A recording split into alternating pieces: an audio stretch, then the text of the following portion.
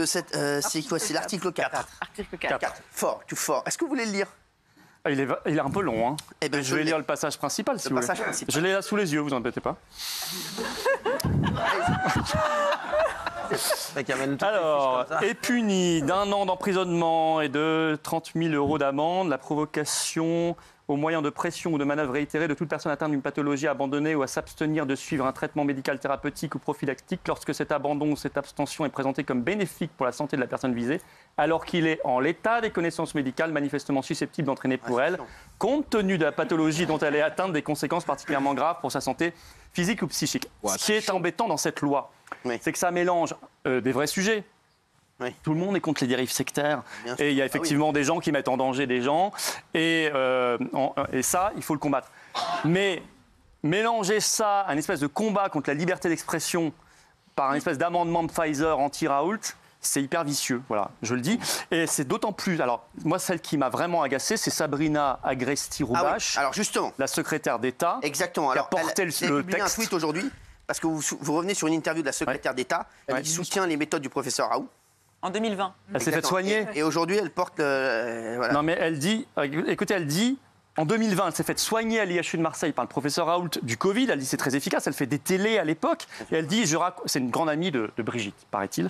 Je racontais à Brigitte que ça avait été formidable. On a été formidablement pris en charge par les services de Didier Raoult à l'IHU. J'ai été guéri, etc. Et là, aujourd'hui... Elle laisse son collègue, ex-collègue Véran, traiter Raoult de gourou. Olivier Véran, non, il n'est pas sympa. Vous connaissez un peu ou pas? Ah ouais, non. Mais... Sympa. Moi, je le trouve pas très sympa, non. Ah, c'est vrai? Ouais. Je lui ai demandé des débats plusieurs fois. J'aimerais bien qu'il soit tête de liste Renaissance aux Européennes. Ça nous permettrait d'avoir un débat. Il devrait faire un débat avec Olivier Véran. Vous voulez qu'on essaie de faire un débat avec Olivier Véran? Mais vous verrez, ça lui a déjà été demandé. Il avait dit non à l'époque. Mais oui, essayez, vraiment. Moi, j'en rêve. On a plein de choses à lui dire. Ici, vous êtes... Mais on l'aura parce qu'il sera tête de liste aux Européennes comme moi. Exactement. Donc on aura plein de choses à se dire. Tête de liste, là. Je l'espère en tout cas. Alors, mais elle, franchement, elle est gonflée, quoi.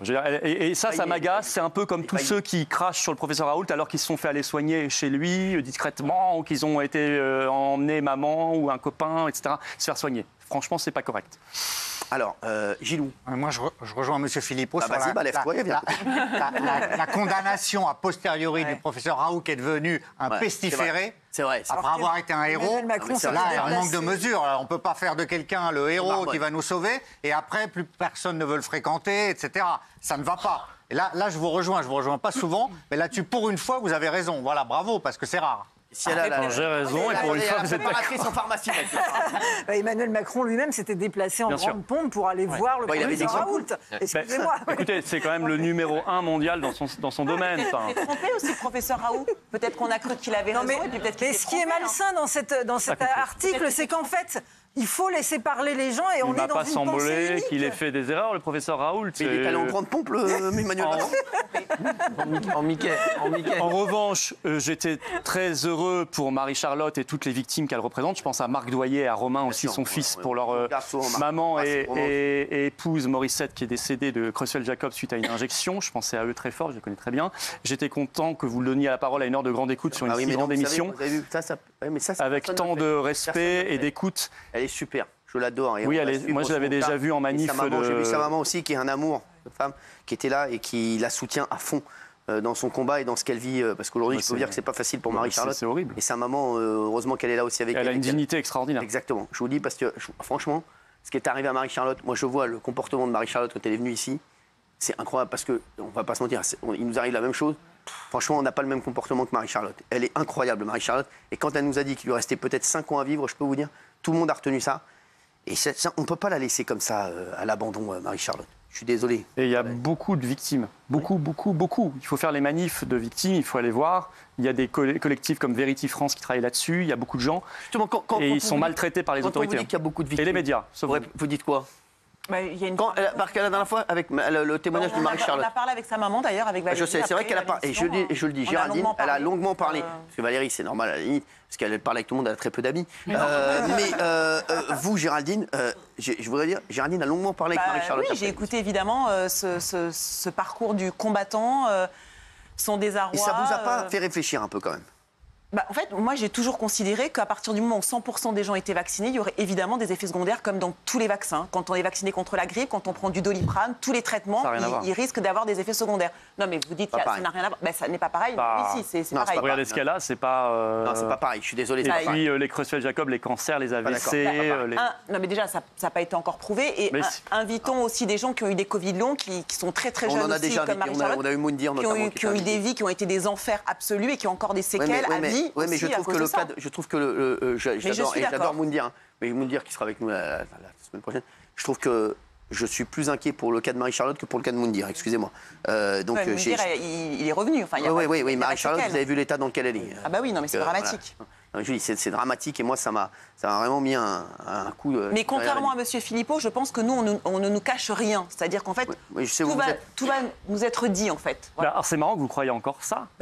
Non, mais vous avez vu l'état de la liberté d'expression dans notre pays. Regardez, vous êtes là ce soir. Non, mais écoutez, vous n'aviez pas un débat hier sur une décision du Conseil d'État Nous, on est de village gaulois, je vous le rappelle. Attendez. Moi, je suis... Vous n'êtes pas... Ici, on en parle. Je vous assure qu'il y a beaucoup de chaînes, on ne peut pas en parler. Ah bon ? Je voudrais quand même signaler que ce soir, le gouvernement a viré plein de chaînes Telegram qui n'étaient pas assez pro-Zelensky. Dégagez. À France, mettez un VPN. Vous dites que vous êtes en Suisse, ça passera. C'est incroyable. Hier, Conseil d'État qui s'attaque à CNews en disant il faut maintenant ficher Ça n'a rien à voir, le Conseil d'État. Oui, mais c'est Reporters sans frontières. C'est pas. Reporters qui a saisi le Conseil d'État et qui a décidé quelque chose via l'Arcom. Bref. Sans frontières, c'est de Ça n'a rien à voir avec le gouvernement. C'est pas de la politique. Le gouvernement, il n'est pas du tout. C'est pas le gouvernement, vous avez raison. Mais c'est quand même le Conseil d'État via RSF qui ne joue plus son rôle. RSF aujourd'hui, c'est devenu un instrument de censure. Et on vous dit il faut ficher les opinions politiques des journalistes, des animateurs. Mais c'est délirant. Et donc ne me dites pas qu'on est dans un pays de liberté. On ne l'est plus du tout. Du tout. Allez vraiment dans un pays où on n'est pas en liberté. Non, on n'est pas dans un pays de liberté. On va vers une pensée. Ce débat sur les effets secondaires, nous ne l'avons pas. Nous ne l'avons pas en France. Madame. Il y a deux exemples là. Cet article 4, en 2 jours, je suis désolée, on va vers une pensée unique. On ne peut plus poser... Si on pose une question, si on émet un doute, on est complotiste. Maintenant, ça y est, c'est le nouveau truc. Je suis désolée, moi je trouve sain de poser des questions et d'émettre des doutes. Et vous avez l'Europe qui a fait le règlement européen DSA, là, qui veut censurer les réseaux sociaux. Un truc unique au monde. Alors, ils s'en prennent sans arrêt à Elon Musk sur Twitter, alors qu'il a rétabli la liberté. Je suis désolé, heureusement qu'il est là, Elon Musk. Il a rétabli.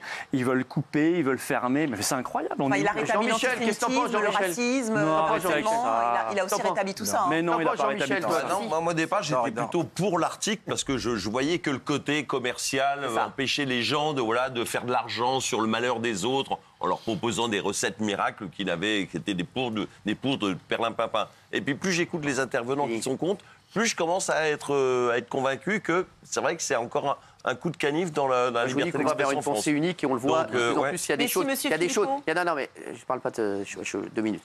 On va vers une pensée unique et je vous dis, il y a des éléments tous les jours et toutes les semaines qui nous prouvent qu'on est là-dedans. On ne va pas se raconter l'histoire. Vous voyez bien. Vous le voyez bien, écoutez, vous voyez bien ce qui se passe sur les autres chaînes. Il faut quand même ouvrir un petit peu les yeux à un moment, oui. Et avant le Covid, les charlatans n'ont jamais dérangé personne, en tout cas en haut lieu. Là, moi, ce que j'aime pas, c'est l'hypocrisie dans cet article. C'est pas vrai. Si, j'aime pas, c'est Sénèque qui s'est toujours battu contre les sectes. Il sera d'ailleurs mon invité dimanche avec les deux gars de Chirac. Ce que j'aime pas dans cet article, c'est l'hypocrisie de... Ils ne citent pas le vaccin, en fait. Ils disent, voilà, c'est compliqué de dénigrer tel ou tel traitement, mais c'est pas vrai. Si on dénigre un autre traitement, tout le monde s'en fout. Dès que ça touche le vaccin du Covid, et même le timing, on voit bien que c'est après l'épidémie que ce truc-là sort. Donc évidemment que c'est uniquement contre les critiques du vaccin. Je vais avoir l'avis des téléspectateurs. Mais vous savez qu'il y a un recul de la vaccination aussi chez les enfants, beaucoup. Donc il n'y a pas que le Covid. Ils font ça, alors la rubéole, la rougeole, il y a des maladies qui reviennent, les maladies infantiles. Quelqu'un qui critique le vaccin contre la rubéole, il n'aura jamais de problème pour aller J'ai rarement vu un mec qui disait le vaccin contre la rubéole. Aujourd'hui, les pédiatres se voilent les pierres parfois pour vacciner des enfants. Mais attendez, vous savez qu'ils ont fait, avec leurs bêtises et leurs mensonges, ils ont fait s'effondrer la confiance en général dans la médecine. C'est ça qui peut avoir des effets dramatiques à côté. C'est qu'ils ont fait s'effondrer la confiance dans la médecine. Mais c'est à cause d'eux, en racontant tellement de mensonges, en manipulant les gens et en ne reconnaissant pas la vérité maintenant sur les blessés, comme Marie-Charlotte, ils ont cette responsabilité. Alors si vous êtes honnête intellectuellement, le statut de lanceur d'alerte a été créé et protégé quand, en fait ? Récemment, en 2022, par le gouvernement. Et ben, ça veut dire que les lanceurs d'alerte pourront continuer. Bien sûr. Ils sont protégés de la loi. C'est-à-dire que l'article 4 les exclut de la loi. Mais non, d'abord non. Daniel a été lanceur d'alerte. Les lanceurs d'alerte, je connais très bien. J'ai été le premier homme politique à demander à ce que la France accorde l'asile politique à Julian Assange. Et d'ailleurs, on va faire une manif pour lui parce qu'il y a beaucoup d'actualités devant l'ambassade d'Australie samedi 24. Mais je connais très bien ce sujet. Il y a beaucoup de médecins lanceurs d'alerte. J'aurais quand même dire sur l'article 4, c'est moi qui ai été lanceur d'alerte avec quelques autres. Parce que j'ai fait tout début décembre une première vidéo pour expliquer cet article 4. Quand personne n'en parlait, le Sénat n'avait pas encore voté, n'avait pas voté contre. Heureusement qu'on a informé. Moi, j'ai YouTube pour le faire, quelques réseaux. Mais franchement, vous avez raison. Les médias, en dehors de ça, ne veulent pas donner la parole à ceux qui pensent autrement dans notre pays. Que ce soit sur ça, sur l'Europe, sur plein de sujets, ou sur l'Ukraine, on n'a plus le droit de parler. C'est hallucinant. Alors vous êtes invité ici. Et bah oui, et je pense qu'il faut absolument remercier et il faut rétablir absolument la liberté d'expression dans notre pays. À côté. Merci. Non, monsieur, vous demandez. Merci.